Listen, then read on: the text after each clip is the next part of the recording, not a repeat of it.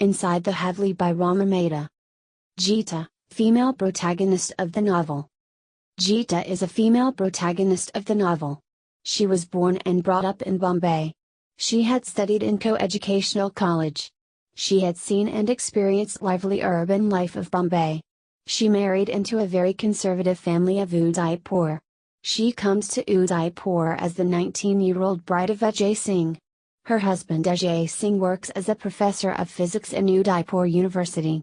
She loves her husband, who is quite intelligent and kind. He too loves her deeply.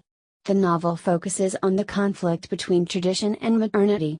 In the novel, the Haveli represents the Indian tradition and the girl, Geeta, represents modernity. The moment she lands in Udaipur, she is chastised for being barefaced and made to realize that she is an outsider even by the maids of the Haveli. Geeta finds herself suddenly enclosed and encaged in a huge Haveli where she is all the time surrounded by women. There were separate apartments for women. Men could not enter the area of women. She had no communication with her father-in-law. Even she had a very little time to talk to her husband. She remembered that even her mother had advised her to keep her head covered and never to argue with elders. After her arrival at the Haveli, her brother-in-law and Pari, an elderly maid-servant, trains her in the ways of the life of the Haveli. Even after 2 years of her marriage, Geeta has seen neither her father-in-law nor her grandfather-in-law. She feels restrained and lonely in the Haveli. She told Ajay about her suffocation and he sympathized with her. He told her that he would try to find a job in Delhi and then they would leave Udaipur. This comforted Geeta and she started adjusting herself to the life of the Haveli. She gave birth to Vijay Basa, a daughter. By and by, Geeta was enchanted by the harmony, dignity and security of the Haveli life. After her grandmother-in-law's death, her mother-in-law told her that she had learned a lot from her mother-in-law and this is the way the traditions of the family are upheld. The death of Babhasa was mourned with all seriousness. No one talked loudly. After 13 days of mourning, the Haveli restored itself to its normal life. Now Geeta had learned many things. She had become more calm and subdued. Once while her mother-in-law had gone out, she managed the Haveli quite deftly. When Vijay went to school, Geeta decided that Sita, the daughter of Lakshmi, the maidservant, should also go school. All other people except her father-in-law opposed this proposal. Education for servant girl is a very bad decision by Geeta. Despite all the disorientation and criticism, Geeta succeeds in sending Sita to school and the attitude of maids and the Haveli women mellows down. She does not stop here and starts classes for the Haveli maids and their children as well as of other Havelis. She teaches them reading, writing, tells them stories and also takes knitting and sewing classes for them. Though the classes become very popular and get immediate success since their commencement, the mistresses of other neighboring Havelis criticize Geeta's attempt and complain to Bhagwat Singh's wife, Kanwarnisa, "My niece's husband is already fed up. Before going to work he has to eat cold rotis left from him because his wife comes here to listen to stories. Is that what a woman should do?" p.162. Ajay and her father-in-law praise her for her efforts. "You did the right thing, I am proud of you. It is time for new ideas to enter the Haveli," said Ajay Singh with conviction, p.137.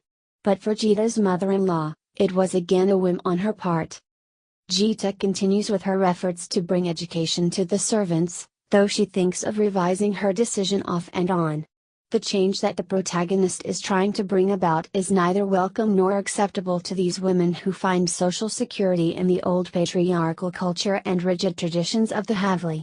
Geeta's efforts bear fruit and she is appreciated by one and all when Sita is married to an educated boy who has a pukka house, land and bullocks in addition to a promising future. Gradually Geeta learns to respect the continuity, validity and strong emotional ties of the Haveli people. Time comes when Geeta begins to accept the life of the Haveli and begins to feel that it was not a prison. Even if it was a prison, it offered security and love. Ajay had promised Geeta that he would seek better prospects outside Udaipur, but once he announces that it was impossible for him to leave Udaipur. He had duties towards the family and the Haveli. A few words of Ajay had put an end to her restlessness. She accepts the path of adjustment and accommodation. She feels that she is able to breathe new life in the Haveli. Finally she emerges as the new lady of the Haveli. She opposed the tradition of early marriage for girls very strongly. She is against Vijay's engagement with Rasing as Vijay is still a child. She speaks to her mother-in-law for the first time in a raised voice, "Babi, whatever happens, Vijay can't get engaged at this stage." p.205. All the family members try to convince her, but Geeta remains defiant, even though it leads to the severe heart attack of her father-in-law. Bhagwat Singh makes an emotional appeal to Geeta. However, she agreed to it later as Vir Singh was to go to England for further studies and marry after some years. It was also decided that Vijay should continue her studies till she got married. When her father-in-law dies, she sobs uncontrollably. Her mother-in-law tells her that now she was mistress of the Haveli and it is in her hands to uphold the prestige and tradition of the Haveli.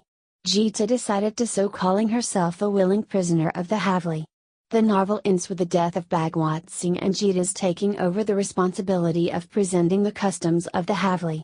In the end we feel pity over the death of Bhagwat Singh and the widow's attire of Kanwarnisa, but at the same time we feel proud of Geeta who sacrifices her maternity for keeping the traditions of Haveli and turns out to be a true Indian woman. Love and concern do not bind anyone but makes one free. She finds her own way of emancipation and individuality.